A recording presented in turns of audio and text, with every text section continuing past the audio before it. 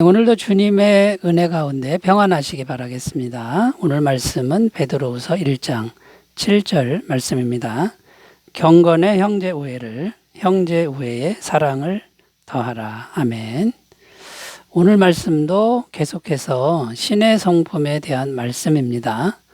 오늘은 신의 성품의 목록 중 일곱 번째와 여덟 번째 것을 말씀하고 있는데요. 일곱 번째 것은 형제 우애, 여덟 번째 것은 사랑이라고 말씀하고 있습니다. 자, 형제 우애와 사랑이 어떤 특성들이 있는지를 살펴보면서 함께 은혜를 나누겠습니다. 자, 첫 번째는 형제 우애인데요. 헬라어 필라델피아라는 단어를 쓰고 있습니다. 필리아라는 단어는 이제 사람 간의 사랑, 우정을 의미하는 단어고요.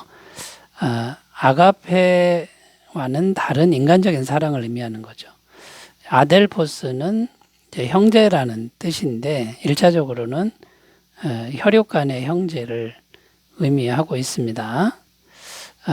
그러나 영적으로는 예수님의 피를 함께 나눈 우리 그리스도인 공동체, 곧 주님 하나님 아버지를 믿는 교회 공동체를 의미하기도 합니다. 그래서 이 필라델피아는 같은 믿음을 가진 사람들을 사랑하는 것을 의미하는 것입니다. 자, 그런데 경건이라는 그 신의 성품 다음에 형제 우애를 언급하고 있습니다. 왜 그럴까요? 자, 경건은 하나님에 대한 그런 덕목입니다. 그래서 경건에만 치우치면 하나님 경외하는 것만 치우치면 형제 우애를 놓칠 수가 있다라는 것이죠. 그래서 경건한 신앙은 어떤 신앙이냐면 하나님을 경외하는 신앙이 무엇보다 중요하지만 반드시 이웃을 향한 사랑으로 실천되는 신앙이 바른 신앙이다 라는 것입니다. 요한일서 4장 20절 누구든지 하나님을 사랑하노라 하고 그 형제를 미워하면 이는 거짓말하는 자니 보는 바 그 형제를 사랑하지 아니하는 자는 보지 못하는 바 하나님을 사랑할 수 없느니라. 그러니까 하나님을 사랑한다고 하면서 형제를 사랑하지 않는 것은 이것은 문제가 있는 신앙이다라는 것입니다. 그래서 하나님을 사랑하는 사람은 반드시 눈에 보이는 형제를 사랑하는 그런 실천으로 가게 되어 있다라는 것이죠. 또한 형제 우애를 하려면, 형제 사랑을 하려면 차별이 없어야 됩니다. 차별하지 말아야 된다. 이렇게 말씀하고 있죠. 이 차별은 세상적인 기준으로 차별하는 걸 의미하는 겁니다. 로마서 10장 11절, 12절 성경에 이르되 누구든지 그를 믿는 자는 부끄러움을 당하지 아니하리라 하니 유대인이나 헬라인이나 차별이 없음이라.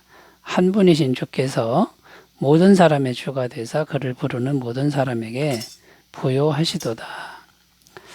자, 그래서 이 필라델피아는 세상적 기준으로 차별하는 것을 이제 하지 말아야 되고요.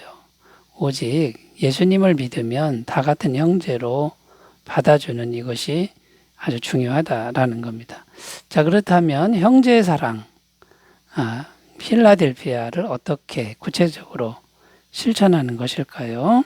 첫 번째는 서로 짐을 지라 이렇게 말씀하고 있습니다. 갈라디아서 6장 2절 너희가 짐을 서로 지라 그리하여 그리스도의 법을 성취하라. 여기 서로 짐을 지라 이렇게 되어 있는데 오해하지 말아야 할 것은 다른 사람이 해야 될 일을 내가 대신 해주라 이런 의미가 아니라는 겁니다. 각자가 자기 할 일은 자기가 해야 되겠죠. 다른 사람이 할 일을 내가 해주면 그 사람은 나약한 사람이 되고 게으른 사람이 될 것입니다. 자, 그러면 서로 짐을 지라 무슨 뜻일까요? 내 옆에 있는 사람이 죄를 지면 가만히 있지 말고 그 죄를 어떻게든지 해결하려고 도와주라. 그러니까 죄의 짐을 이제 져주는 겁니다. 그래서 그리스도의 법을 성취하라 이 말은 그리스도의 법은 사랑인데요. 사랑은 죄 짓는 거를 덮어주라 이제 이런 의미가 아니라 그 죄를 하나님 앞에서 깨끗하게 해결하는 그 길로 나가는 것을 의미한다라는 것이죠. 이런 의미가 있고, 이게 형제의 사랑을 실천하는 구체적인 방법이고요. 또 어떤 방법이 있냐면 온유함으로 서로를 잘 참아줘야 된다라는 겁니다. 그러니까 서로 잘 참아주지 않으면 교회 공동체가 설 수 없습니다. 에베소서 4장 2절 3절입니다. 모든 겸손과 온유로 하고 오래 참음으로 사랑 가운데서 서로 용납하고 평안에 매는 줄로 성령이 하나 되게 하신 것을 힘써 지키라. 성령님은 교회를 하나 되게 하셨습니다. 이미 하셨고 지금도 하나 되게 하고 계십니다. 그러면 사람이 어떻게 해야 되냐면 겸손과 온유로 하고 오래 참고 사랑 가운데서 용납하는 이런 노력이 필요하다라는 것이죠. 이것이 이제 필라델피아 형제의 사랑을 실천하는 구체적인 예가 된다라는 것이죠. 여러분, 하나님을 경외하고 경건한 삶을 사는 사람, 그 사람은 형제의 사랑을 놓치지 않는 그런 삶이 되셨으면 좋겠습니다. 자, 마지막 8번째 이제 신의 성품으로 가겠는데 사랑이라고 나오고 있습니다. 이 사랑은 원어가 아가페입니다. 그러니까 인간적 사랑을 뛰어넘는 하나님의 사랑이고요. 하나님에게서만 나올 수 있는 사랑이 아가페라는 것이죠. 필라델피아에 나오는 필레오, 인간적 사랑, 우정이라든지 또 에로스 남녀 간의 사랑과는 본질적으로 차이가 있는 사랑입니다. 필레오나 에로스는 인간이 주도적으로 하는 사랑이지만 아가페는 하나님의 사랑입니다. 이 하나님의 사랑은 인간의 도움이 전혀 필요 없는 무조건적인 하나님의 신적 사랑이죠. 요한일서 4장 10절입니다. 사랑은 여기 있으니 우리가 하나님을 사랑한 것이 아니요 하나님이 우리를 사랑하사 우리 죄를 속하기 위하여 화목제물로 그 아들을 이제 보내셨습니다. 그러니까 아가페는 하나님이 예수님을 이 땅에 화목제물로 보내신 일방적 사랑이죠. 무조건적인 사랑. 로마서 5장 8절입니다. 우리가 아직 죄인되었을 때에 그리스도께서 우리를 위하여 죽으심으로 하나님께서 우리에 대한 자기의 사랑을 확정하셨느니라. 하나님의 사랑은 우리가 무언가 받을 만한 자격이나 또 어떤 행위를 해서 주신 게 아니라 구제불능 죄인이었을 때 예수님을 내주셨고 그 예수님은 십자가에 죽으셨다라는 거죠. 이게 아가페 사랑입니다. 우리가 죄인 되었을 때 전부를 주신 사랑, 이게 아가페 사랑입니다. 그러니까 뭐 대가를 바라는 게 전혀 없는 것이죠. 자, 그러므로 이 아가페는요, 인간의 노력으로는 만들 수 없는 사랑입니다.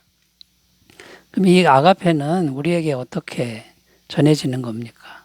하나님의 사랑을 계속 받아들이는 방법밖에는 없다라는 거죠.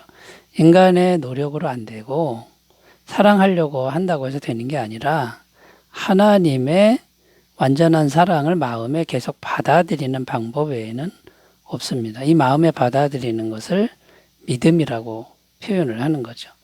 로마서 5장 5절입니다. 소망이 우리를 부끄럽게 하지 아니함은 우리에게 주신 성령으로 말미암아 하나님의 사랑이 우리 마음에 부은 바 됨이니. 그러니까 성령님이 이제 우리 안에 들어오시는데 제3위 하나님이 그 자신이 그대로 우리에게 들어오시는 거죠. 그러니까 사랑 자체이신 분이 성령으로, 영으로 우리 마음에 들어오니까 아가페 사랑, 완전한 하나님의 사랑이 우리 속에 쑥 들어온다라는 겁니다. 이 방법 외에는 없다라는 것이죠. 그래서 우리가 해야 될 일은 믿음을 통해서 예수님을 마음에 계속 모시는 겁니다. 에베소서 3장 17절 18절 믿음으로 말미암아 그리스도께서 너희 마음에 계시게 하시옵고 너희가 사랑 가운데서 뿌리가 박히고 터가 굳어져서 능히 모든 성도와 함께 지식에 넘치는 그리스도의 사랑을 알고. 믿음으로 예수님을 마음에 계시게 하면 사랑의 뿌리 내리게 된다.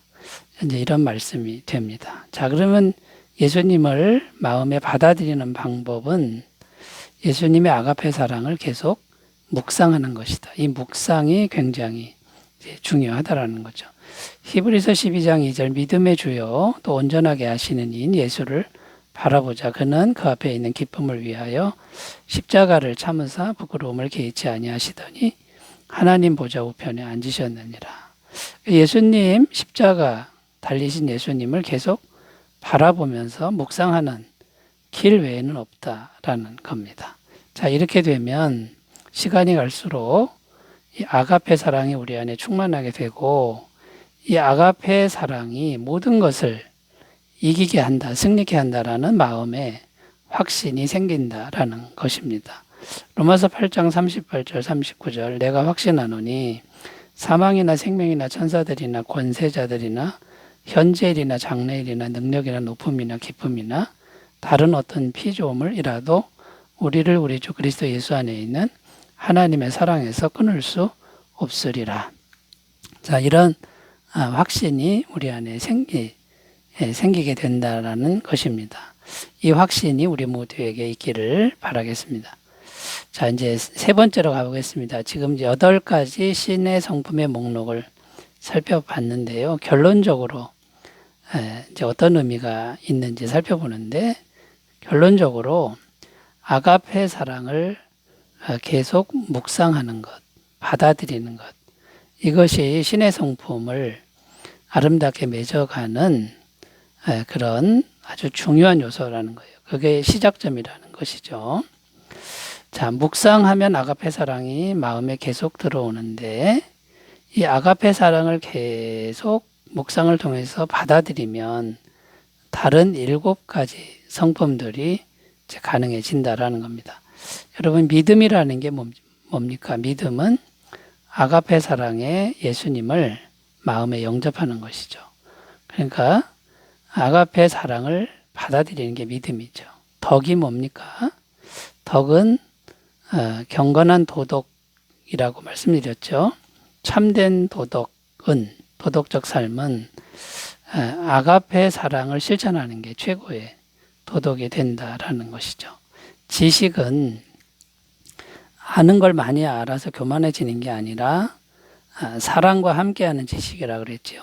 아가페 사랑을 묵상하면 참된 이제 지식에 이르게 되고요. 절제의 성품도 많이 알아도 절제하는 이유는 사랑 때문에 절제하는 겁니다.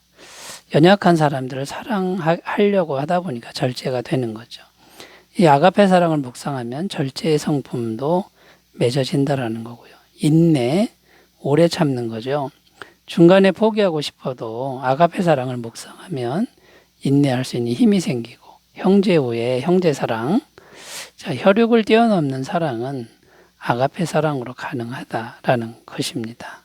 자, 결론적으로 예수님의 십자가 사랑을 계속 묵상하며 받아들일 때 이 신의 성품은 모든 것이 균형 잡혀서 아름답게 이제 길러진다라는 것이고요.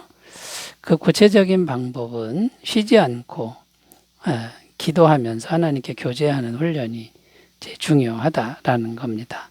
빌립보서 4장 6절 7절 아무것도 염려하지 말고 다만 모든 일에 기도와 간구로 너희 구할 것을 감사함으로 하나님께 아뢰라. 그리하면 모든 지각에 뛰어난 하나님의 평강이 그리스도 예수 안에서 너희 마음과 생각을 지키시리라.